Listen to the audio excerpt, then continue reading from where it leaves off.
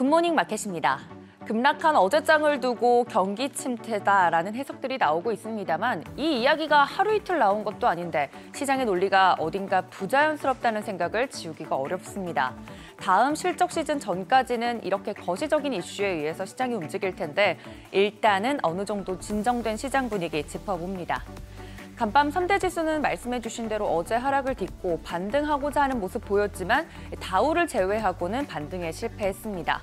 다우 지수는 0.09% 오른 반면 S&P 500은 0.16%, 나스닥은 0.30% 하락 마감했습니다. 참고로 러셀 2000 지수도 약보합권에서 머물렀습니다. 시총 상위주들 차례대로 흐름 보시면 애플은 0.86%, 마이크로소프트도 0.13% 하락했습니다. 어제 10% 가까이 급락이 나왔던 엔비디아, 반독점 관련 정부의 소환장이 발부됐다는 소식에 추가 하락 이어갑니다. 장중에 반발 매수세가 유입되면서 변동성은 컸습니다만 결국에는 1%대 하락으로 마감이 됐습니다. 하지만 다른 반도체주들은 반등에 성공하는 모습이었는데요. AMD, 퀄컴, 브로드컴 등은 상승으로 마감이 됐고 필라델피아 반도체 지수도 0.25% 상승으로 마감됐습니다. 이어서 구글은 0.50%, 아마존은 1%대 하락 마감했습니다.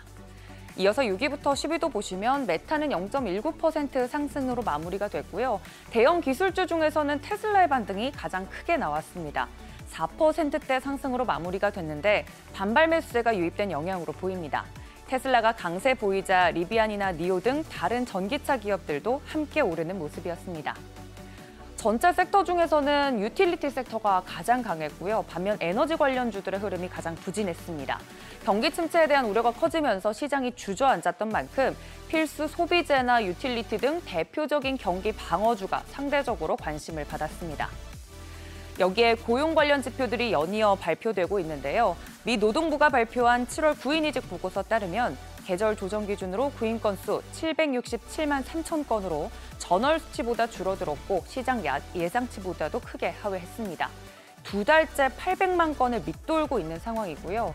이어서 채용 건수는 2021년 1월 이후 3년 반 만에 가장 적었습니다.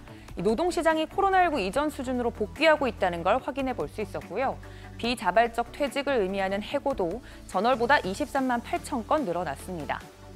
구인 건수가 2021년 초 이후 최저치로 떨어지고 반대로 해고는 늘어나는 등 미국의 고용시장 둔화가 꾸준히 나타나고 있습니다. 하지만 고용 둔화는 진행되고 있지만 시장이 우려하고 있는 만큼 급격한 둔화는 아니란 점이 특징적입니다. 시장도 그 점에서 어제보다는 안심하는 분위기였고요. 하지만 노동시장 둔화세가 지속되고 있다는 점에서 시장의 빅컷 기대감은 더 커져갑니다. 30%대에서 보시는 대로 약 45%가량까지 올라온 모습입니다. 한편 연준은 베이지북을 통해서 고용 수준은 전반적으로 안정을 유지했지만 일부 회사는 경제적 불확실성 속에서 채용을 더 선택적으로 하고 있다고 언급했습니다. 대체로 예견된 내용이었다는 점에서 시장 영향은 제한적이었습니다. 특히 시장과 함께 눈여겨볼 부분 바로 국채 금리입니다.